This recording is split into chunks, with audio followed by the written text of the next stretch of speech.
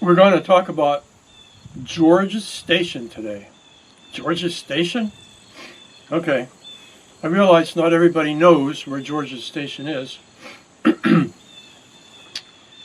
If you've ever driven out of Greensburg going east on 30, maybe you've noticed a sign up there that says George's Station Road. And maybe you've even driven up there looking for George's Station, and even then you didn't find the place. Well, maybe there's a reason. George's Station was a railroad station. That's one of the meanings of it, but not the first thing it was. George's Station was a railroad station, and the road, George's Station Road, comes up from 30 and kind of goes over a little hillock up there, and the railroad is underneath a bridge right there. And right east of the bridge was George's Station. Now, what I want to bring up is the fact that before the railroad came through there, which was, the 1850s, the early 1850s, long before that, there was a George's Station there, well, maybe about a half mile south of there, which had nothing to do with any railroad because there wasn't any railroad there. And that takes us back to the colonial days, before the Revolution. And what it involved was a place where the early settlers could go to take refuge from the Indians. And those places were called a station, like Rue's Blockhouse, Rue's Station, Miller's Blockhouse, Miller's Station, and George's Station it was called, which was only about a mile distant from Miller's Station, or Miller's Blockhouse, which was in toward Greensburg.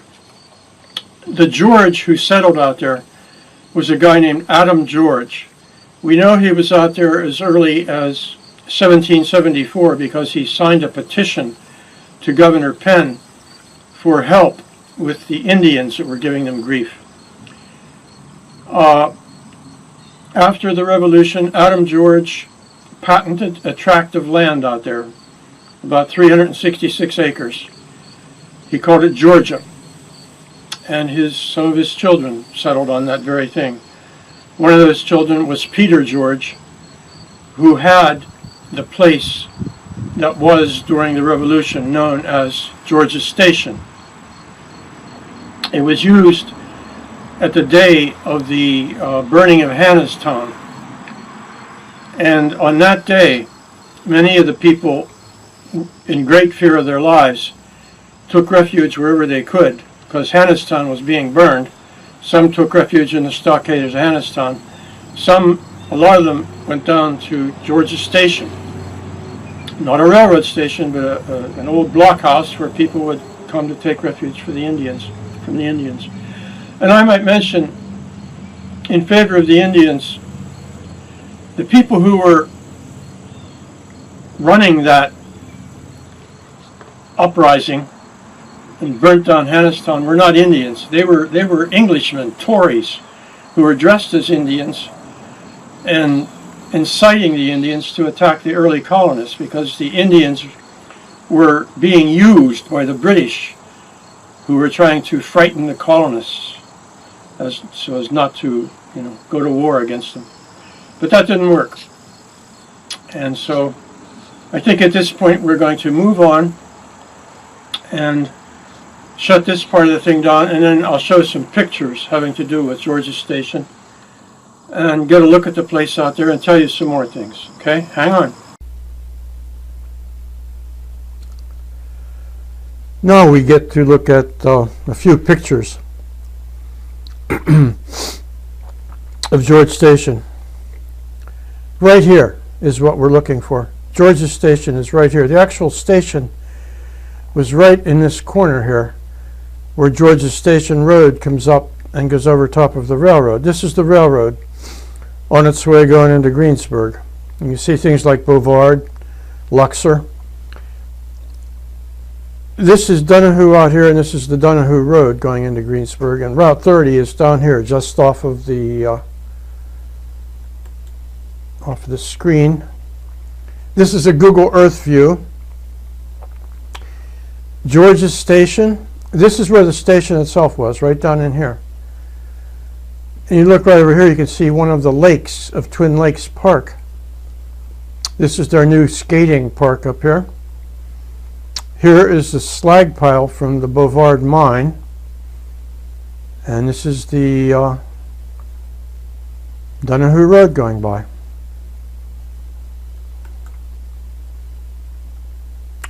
Just another view. This is the railroad going into Greensburg, Bovard, George Station Road, Donahue Road. I put this in just to get across the idea that back in 1867, when this mapping was made, George's Station was considered important enough to include it. See, the things that were included then were, here's Greensburg, Ludwig, Grapeville, Madison, Middletown, New Stanton, and George Station. Actually, George Station is right here. It says George Station over there. And it's right close to the boundary with Unity Township. This is Hempfield over here, Unity Township over here.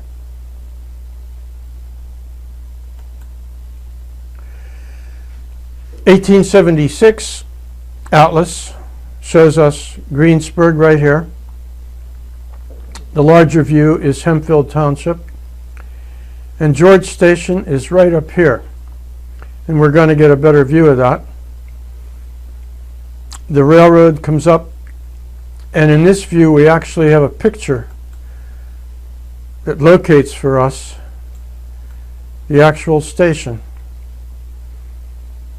This is George Station Road. This is what we now call Donahue Road. And this is the station right here. See? George Station is right here. And right beside the station was a store.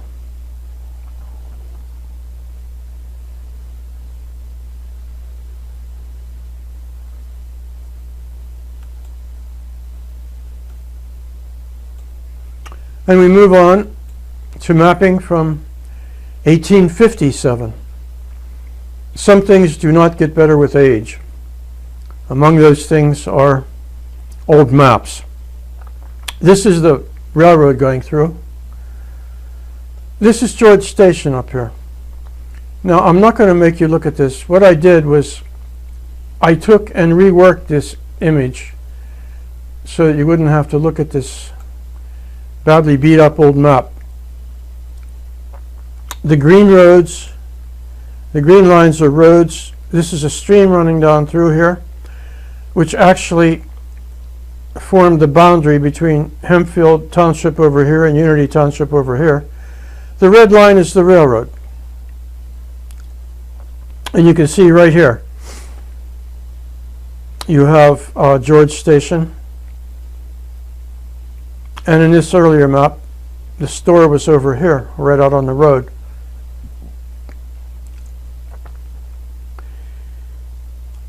The property of the Georges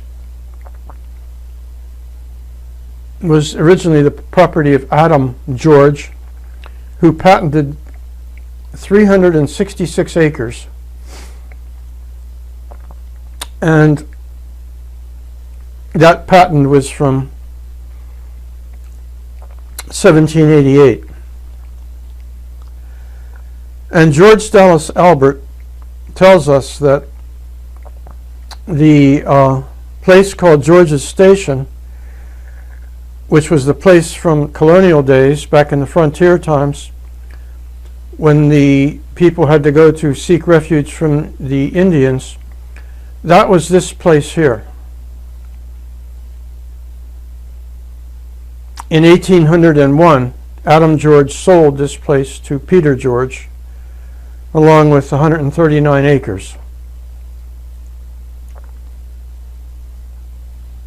This was the old George's Station that predated the railroad. And this was the station that was built when the railroad came through.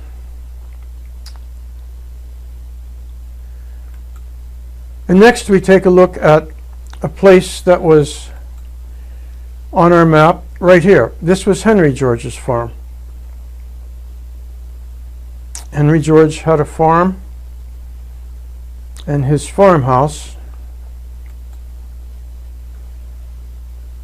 that's his farmhouse. In the basement of this house, chiseled into a stone, is HG 1851. It was built when the railroad was being built. I took this photograph in 1975 when that house was empty. And since then, it's been taken care of. The Dillon family got a hold of properties around here, about almost close to 200 acres in 1945. They bought it from what was left of Keystone Coal. Old Bovard sold it to them. But I'm glad to tell you that this place is better taken care of. The Dillons out there also ran a slaughterhouse for a while. The slaughterhouse was built around 1962, ran into the 1980s. And we're going to have another one. We'll have another look at Georgia Station. But until then, Slick and Shiny Productions says so long until next time.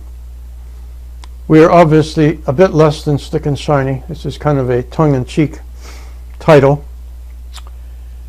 But we'll see you again for number 2. And I push a button and say so long.